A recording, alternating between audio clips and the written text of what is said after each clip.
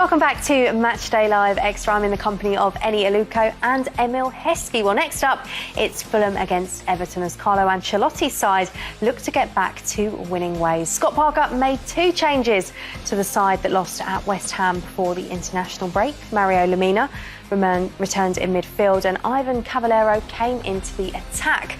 Carlo Ancelotti, meanwhile, made four changes from the defeat to Manchester United. Richarlison returned after his three-match ban. Ben Godfrey and Yerry Mina were drafted into defence and Alex Iwobi returned in a more advanced role. Commentary for this one comes from Tony Gale and Joe Spate. Changed it a little bit half-time. I thought first half at times they were causing us problems. We changed that half-time tactically, but I keep going back to what we changed more was our endeavour, was our attitude and our approach to the game. That's what made a big difference. Of course, there was a tactical element which we changed and caused them problems. I think you're right in saying that the subs did come on and influence that. Ruben was very, very good.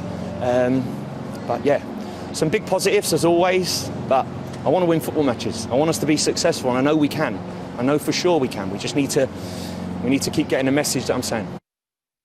Was of the most important part of the game to be back to win. We won, playing a fantastic first half, and the second half with more difficulties, above all on the physical aspect. Yeah, you mentioned the difficulties there in the second half. At 3-1, you were very much in control. Why do you think it was a bit of a nervous finish? Yeah, because we lost energy. We had player tired. I changed sometimes to put more fresh legs on the pitch, but we lost a little bit quality and we thought only to defend the result. At the end, it went well. Well, Everton did get back to winning ways then, and Emil, that was quite an entertaining game for the neutral, wasn't it? Yeah, it was. Everton came out the traps firing, went 3-1 up and suddenly took their foot off the pedal, didn't they? Calvert-Lewin was obviously he's on fire at this moment in time. Anything he hits goes in. I don't know if you knew too much about the first one, but the second one was a great movement, getting in the box, getting in them areas where you're going to score the goals and got just rewards. Yeah, let's take a little look at the goals, shall we then? Because Dominic Calvert-Lewin is now the Premier League's top goal scorer with 10 goals. He opened the scoring with 42 seconds, I think it was, on the clock. I think that's what the stopwatch said it was. This was, I think, going to really infuriate Scott Parker, isn't it? The way Fulham were kind of toying around with it at the back, Eni. Yeah, I mean, I think it's more great pressure, really, from Everton from the off. They've started quickly. You see here the fullbacks right on him, Diaz right on him. Again, Richarlison pressure. What I love here is, look at the quick movement here. Just that little side step from Calvert-Lewin behind the defender. Emil said it a minute ago, just right positioning. He's always in the right position in the box to get the goals.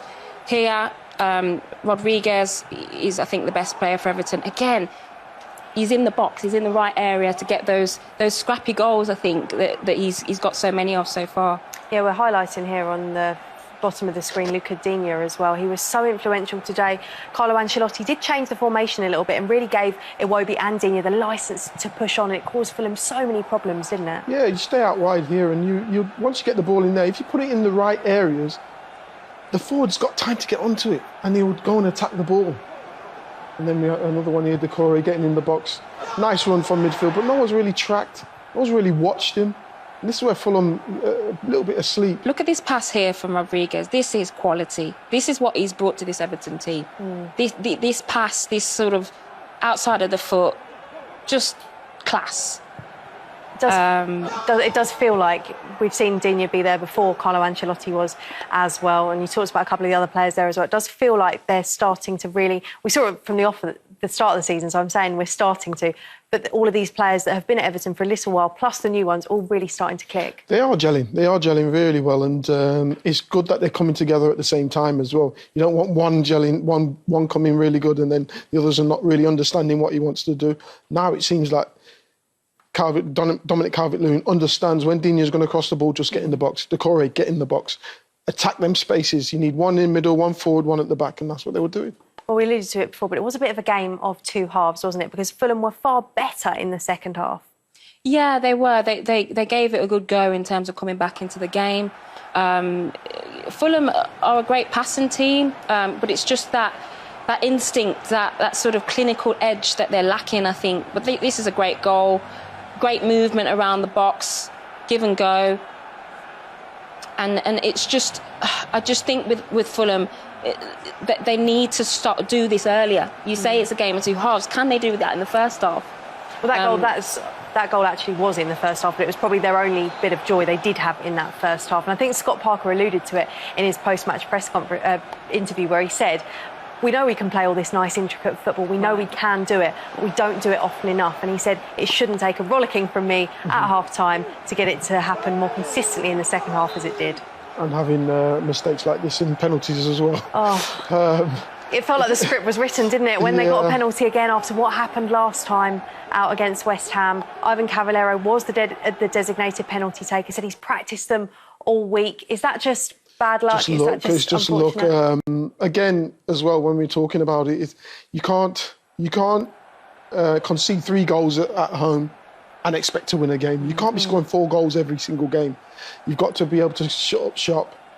And when you get to penalties like that, you've got to be able to put them in. Talk me through what's happened with that penalty, Ennie. I'm not saying that you've taken one that's gone like that before, because I've got no evidence that you have. But as a striker or as a penalty taker, how does that happen? I think your run-up's very important. It looks like there his standing foot was too close to the striking foot. You got to get that run-up first. A lot of players start further back from the ball. He doesn't have a run-up there. I don't know whether that's his style. He catches his other foot, catches it. Yeah. But I think if you have a run-up, it's sort of your stride takes you through the ball.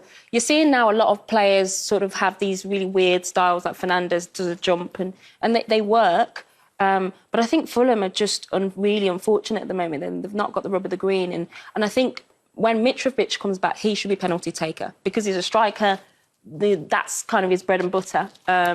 And hopefully there'll be more consistency with penalties if he comes back. It's interesting. I think he was actually on the pitch when they did actually get that penalty. So interesting that Ivan Cavallero apparently had been practicing them all week in training as well. We can see Fulham's next fixtures on the screen now, Emil. It doesn't get any easier, does it, looking at those? Well, it's the Premier League, isn't it? It will never get easy for them, especially when you're conceding a hell of a lot of goals, and especially when you're possibly not scoring enough. So seeing that Leicester away, Man City away, Liverpool, Brighton, Newcastle and Southampton. And you'll be looking at it thinking, where are we going to get the points from?